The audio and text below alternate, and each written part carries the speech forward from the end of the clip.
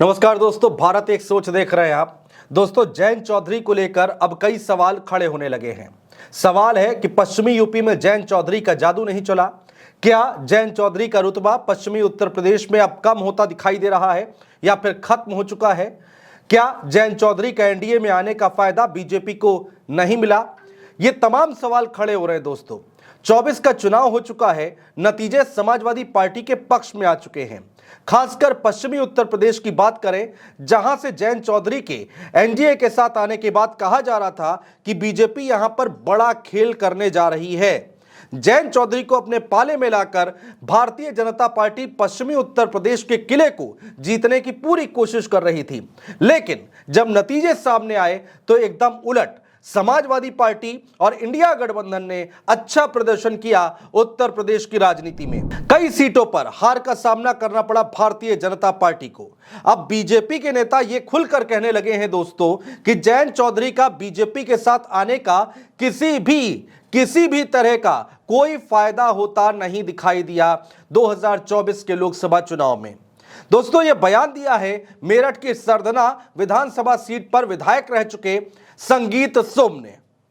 जी हां दोस्तों, संगीत सोम ने एक प्रेस कॉन्फ्रेंस की, मीडिया वालों को बुलाया, उस पर बातचीत रखी और जब मीडिया की तरफ से, जब पत्रकारों की तरफ से जयंत चौधरी को लेकर उनसे सवाल किया गया कि उनका कितना असर देखने को मिला पश्चिमी उत्तर प्रदेश में, तो संगीत सोम ने जवाब दिया कि जयंत चौधरी के आने का किसी तरह का फायदा बीजेपी को हुआ, यह ऐसा लग नहीं रहा है। उन्होंने कहा कि मुझे नहीं लगता कि ऐसा कुछ हुआ है। यह जवाब दिया संगीत सोम ने।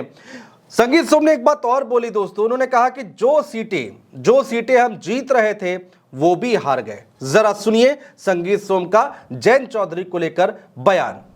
मुझे नहीं लगता, क्योंकि हम जो सीटें जीत रहे थे हम उन्हें भी हार गए। तो सुना दोस्तों आपने, ये बयान आने के बाद दोस्तों पश्चिमी उत्तर प्रदेश की राजनीति में भूचाल सा आ गया। दोस्तों, भारतीय जनता पार्टी ने सबसे पहले चौधरी चरण सिंह को भारत रत्न से नवाजा, उसके बाद जयंत चौधरी की पार्टी से यूपी में मंत्री बनाया, इसके साथ ही साथ खुद जयंत चौधरी को केंद्र में राज्य मंत्री बनाया। बीजेपी ने इतना सब कुछ किया, लेकिन चुनाव में नतीजों को जयंत चौधरी एनडीए के पक्ष में लाने में नाकामयाब साबित हुए। खैर दोस्तों, संगीत सोम मीडिया से जब ऐसे बयान दे रहे थे, मीडिया में जब ये बयान दे रहे थे, तो जाहिर है आरएलडी की ओर से पलटवार होना ही था। जी हां, आरएलडी के प्रवक्ता हैं रोहित अग्रवाल, उन्होंने संगीत सोम को जयचंद तक कह दिया। इसके साथ ही साथ उन्होंने वो सीटें भी गिनवाई जहां पर भारतीय जनता पार्टी को, एनडीए को फायदा हुआ है। जरा सुनिए यहां पर क्या कह रहे हैं आरएलडी के प्रवक्ता रोहित अग्रवाल।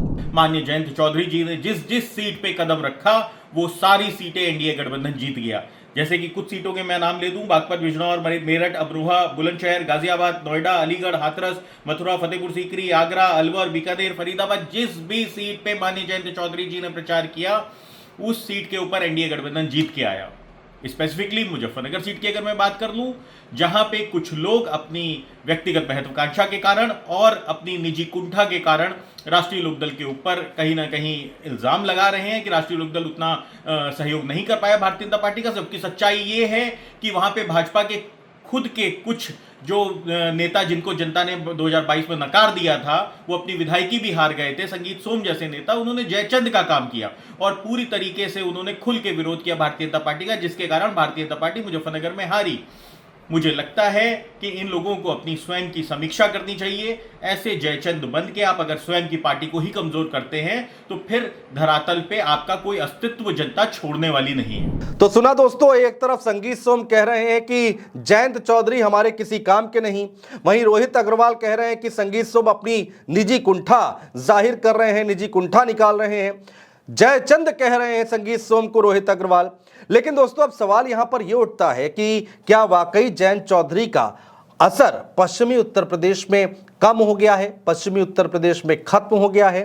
वो रुतबा क्या अब बचा नहीं है पश्चिमी उत्तर प्रदेश में जयंत चौधरी का? सवाल ये अपने आप में बड़ा है, क्योंकि बड़े आरोप लगाए गए हैं संगीत सोम भारतीय जनता पार्टी की तरफ से। दोस्तों, एनडीए के साथ जाने के बाद इसका फायदा आरएलडी को तो 100% हुआ, यानी कि 100% रिजल्ट आया है आरएलडी का। 2 सीटों पर चुनाव लड़ा आरएलडी ने और दोनों सीटें जीत ली। लेकिन भारतीय जनता पार्टी का क्या हुआ? भारतीय जनता पार्टी को कोई फायदा नहीं होता दिखाई दिया, बल्कि सहारनपुर मंडल की 3 लोकसभा सीटें ऐसी हैं दोस्तों जो कि बीजेपी हार गई। सहारनपुर से कांग्रेस के इमरान मसूद जीते, कैराना से इकरा हसन जीती, हरेंद्र मलिक मुजफ्फरनगर से जीत गए दोस्तों। सहारनपुर और कैराना गुजर बहुल है और मुजफ्फरनगर में जाट आबादी पर्याप्त मात्रा में है, अच्छी खासी तादाद में है। यही जाट और गुर्जर समुदाय आरएलडी का बेस वोटर माना जाता रहा है और इसी को टारगेट करने के लिए भारतीय जनता पार्टी ने जयंत चौधरी को अपने पाले में लिया था। लेकिन देखिए, कैराना, मुजफ्फरनगर और सहारनपुर तीनों सीटें यहां पर भारतीय जनता पार्टी हार गई। इसीलिए कहा जा रहा है कि जयंत चौधरी का रुतबा क्या खत्म हो गया है पश्चिम उत्तर प्रदेश की राजनीति से। इन सीटों पर जयंत चौधरी का जादू चलना चाहिए था दोस्तों, लेकिन ऐसा नहीं हुआ।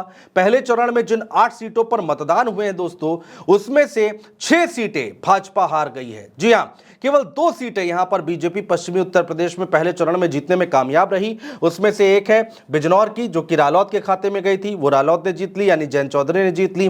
दूसरी है पीलीभीत सीट, जहां से जितेंद्र प्रसाद चुनाव लड़े, भाजपा जीत गई। बाकी सहारनपुर, मुजफ्फरनगर, कैराना, मुरादाबाद, रामपुर, इन सीटों पर सुपड़ा साफ हो गया, भारतीय जनता पार्टी का सपा और कांग्रेस ने कब्जा कर लिया। नगीना सीट की अगर हम बात करें दोस्तों, तो वो चंद्रशेखर आजाद जीत ले गए। अब हमारे सामने है नतीजे। 2019 के चुनाव में समाजवादी पार्टी और बीएसपी ने चौधरी अजीत सिंह का समर्थन किया था दोस्तों। जी हां, बसपा और समाजवादी पार्टी ने यहां पर चौधरी अजीत सिंह का समर्थन किया था 2019 के लोकसभा चुनाव में, और इन सब के बावजूद बीजेपी ने उनको हरा दिया था। लगभग 6000 वोटों से यहां पर हार का सामना करना पड़ा था अजीत सिंह को। इस बार तो आरएलडी बीजेपी के साथ आ गई थी दोस्तों।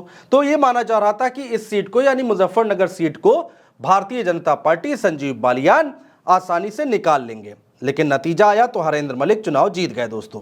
अब दोस्तों, बीजेपी और आरएलडी के नेताओं के बीच भर भर के हमले किए जा रहे हैं, एक दूसरे पर छींटाकशी की जा रही है।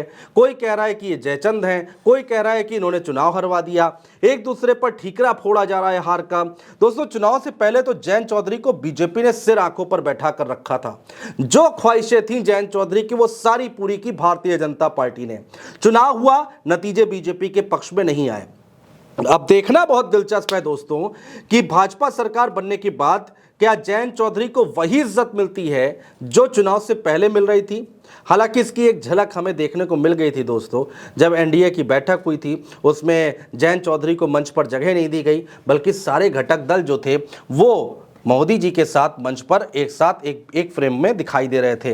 नीचे जब बाकी लोग बैठे हुए थे, उसमें जयंत चौधरी को बैठने की जगह दी गई थी। खैर दोस्तों, देखना होगा कि जयंत चौधरी इन तमाम सवालों को लेकर, तमाम आरोपों पर कब अपनी चुप्पी तोड़ेंगे, या फिर सब अच्छा है कि राह पर जयंत चौधरी चलते रहेंगे। जो आरोप लगा रहा है उनको आरोप लगाने दो। बहुत शुक्रिया दोस्तों।